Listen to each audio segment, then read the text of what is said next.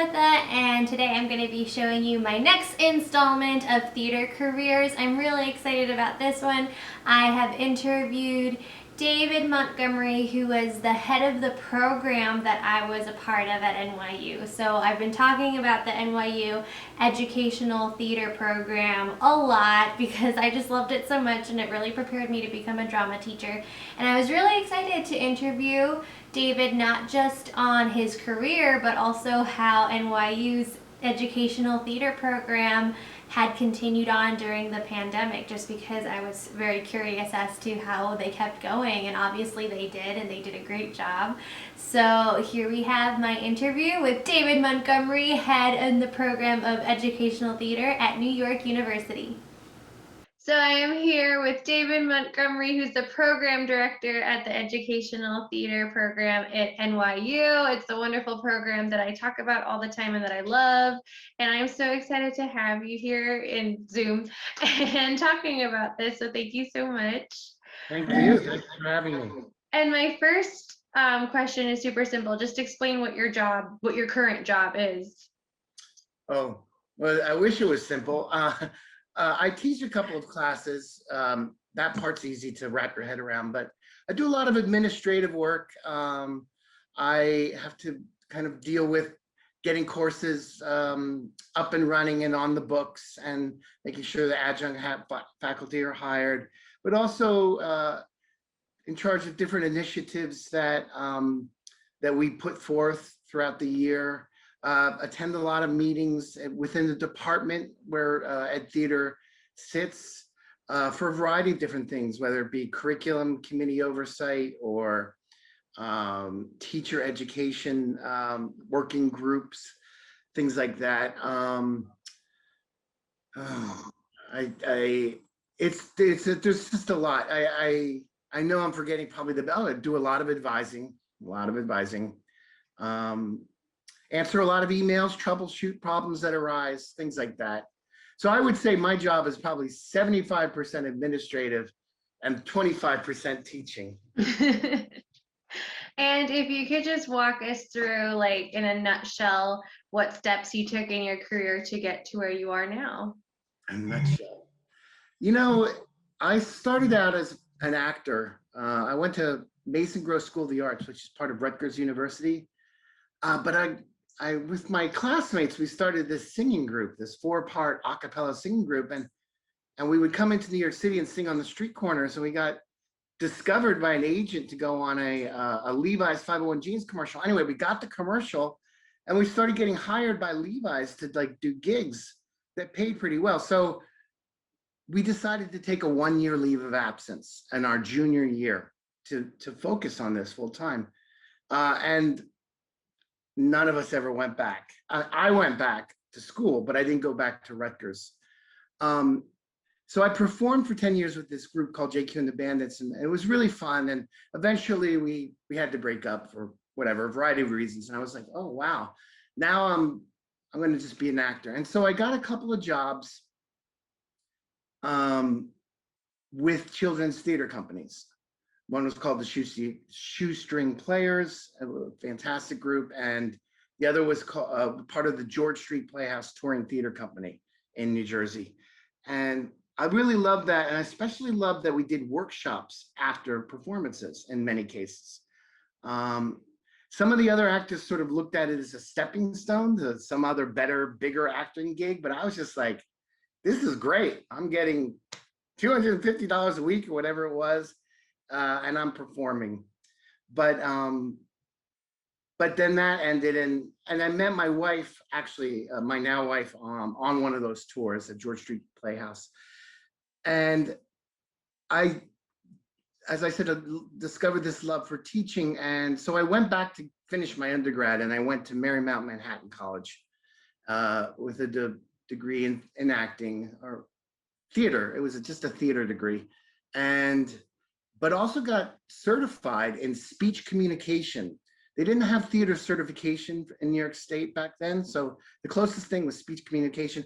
And so that got me a job at a middle school in East New York, which is kind of a rough area. And I did that for a while. And I did some other teaching artist work as a certified teacher. And I loved it. And I also needed to get a master's degree. So, it's required at some point within a certain number of years. So I went to NYU, Educational Theater. Did it in less than a year, because I started in the summer, fall, spring, summer, boom, 36 credits done. Went back to teaching and realized I didn't feel like it was enough. I enjoyed the research aspect of what I was learning at NYU. So I went back and pursued a PhD, which I got in 2006. And then I worked in the office, kind of feel like I made myself indispensable in some ways.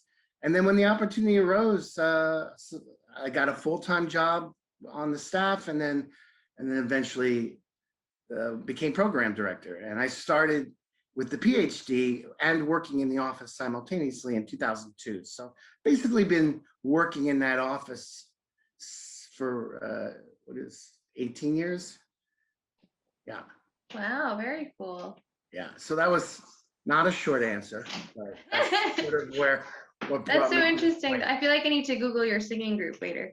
Okay, and as far as is there a moment you can remember knowing this is exactly what I want to be doing, is being in theater education, not just theater in general as an actor? Yeah, it was during that time of getting my master's degree where I just felt like, first of all, the world was open to me in many ways. I went on the London Study Abroad program, which I know you went on with me back in 2018, was it? Or 16? 16. Yeah, no, I went 16 and 18, so it could have been 17.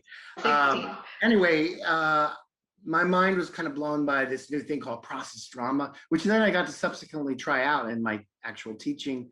And I just really loved, like I said, the research and the intersection of theater and education and what that means. So I went back when I decided to pursue actually when I was teaching after the MA, that's when I was just like, this is it. I'm home and I love it. And then going for the PhD felt like the right move all along while I was doing it. So I was from around that time, I would say 2000, around the year 2000. Very cool. And NYU does have the MA and the PhD together, so you just hopped from one to the other. Well, not quite. No, I did the MA and then I went back to teaching for a year before I came back to do the PhD. Very cool. And this is a good question, but it's also something I personally want to know. How did the program change during COVID, and what did NYU do to still give the students that experience while with all these limitations? Like in my head, it's hard for me to wrap my head around it.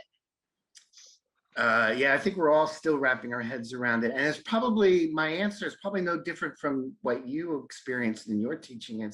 Well, I'm not sure about that, but everything did go remote and very quickly, right? I was, my last day at NYU was March 13th. I was teaching a class, came home, and when we were told not to come back, or maybe it was the day after, but whatever, we were basically on lockdown. And I think all of us thought, well, we all didn't know how long it was going to be.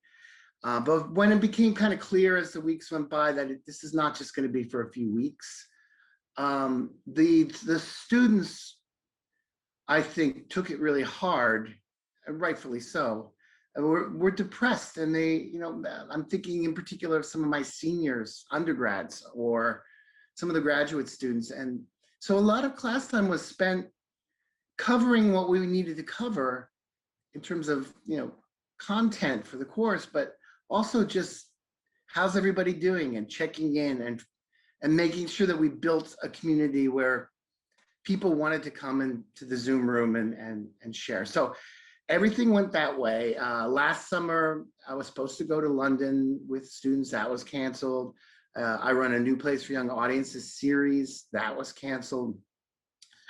But then the fall and spring came, and I'm not saying students still didn't have problems, but they all it wasn't so sudden. And in fact, we got a bunch of new students who knew exactly what they were going to get into. They knew that this is going to probably be online for a while, and so it was less about sort of the mental health of the students and more just sort of getting back in. as you know, Zoom can be tough. Some things, we learned worked pretty well over Zoom. And then there's just other things that where in person is, you can't substitute the in-person work of, like, say, dramatic activities, right? That we all do. So so this summer continues to be remote. Actually, in the past spring, there were a couple of classes that were blended. So some people were actually in person, but not many. And even when those people were in person, there was an option for people to take it remotely as well. Joe Salvatore, my colleague, who did a bunch of those classmates, as did my colleague Nan Smithner, who did a couple of those classes. They said it was really difficult too. I chose not to. I chose to stay online. But anyway, this summer is going to be a few of those blended classes, remote. But then this coming fall, everything's, well, as of now, everything's totally in person. Very few things offered online. So we'll see what happens. Supposedly everybody at NYU is going to need to be vaccinated, the students and the faculty. That's the plan. It's empty and caring about that first. So even like if they need it. Yeah, there's a broad subjects who kind of went down that empathy building community path. But you're right, in that theater and theater in general, that's what we're all about, right? So, yeah. Yeah, and as far as like, were students able to get into classrooms, or were they able to get into Zoom into classrooms to see, like, for student teaching, that whole aspect? Yeah. The student teaching they would join the teacher who was also on Zoom, and have to do it that way. And of course, that's very different than the in-person. And yet, since the classroom teacher is doing it anyway, I mean, there was a lot of things I'm sure they learned along the way, the student teachers. But I did some supervisions for that during that time. And, I saw some really good work. I saw some really engaged kids, elementary kids in particular. So like everybody else, we just sort of muddled through and made it work. And I guess it's like big last question, but if you were to talk to anyone who is considering becoming a theater teacher, I don't know, because like I feel like I started doing these Zoom interviews with people when it was a lot scarier, and it was like, I don't know if theater's coming back, but like now I feel like there's a light at the end of the tunnel. Yeah. So I guess the way to flip it around now is, what do you think our role is now that we are, because I feel like no one's the same after this, and the world isn't going to be the same after this. So do you see a new role in theater education after all of this craziness?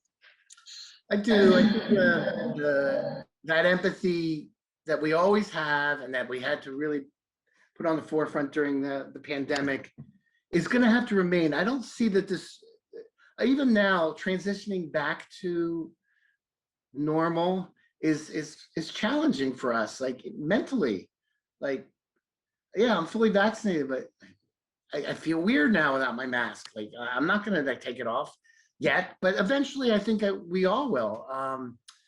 Anti-racist education, anti-oppressive or oppression education, that's always been a part of ed theater, but it needs to be on the forefront, and it is in many places anyway, not everywhere.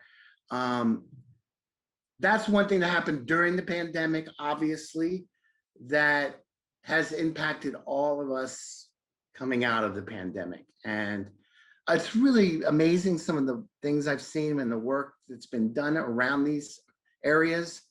And that's going to be super important forever, So I would say that's the differences. Otherwise, it'll be the same. We're going to run activities. We're going to try to make it so that we give students the opportunity to put their ideas into dramatic action. That's what excites me. Making meaning of some content, whatever it is, using dramatic activities. That's going to continue, and it's going to be great to be back in person. to be able to do some of that. It's going to be fun. And also just directing and acting and producing shows. It's going to be great. Oh So my gosh. all looking positive for the future right now.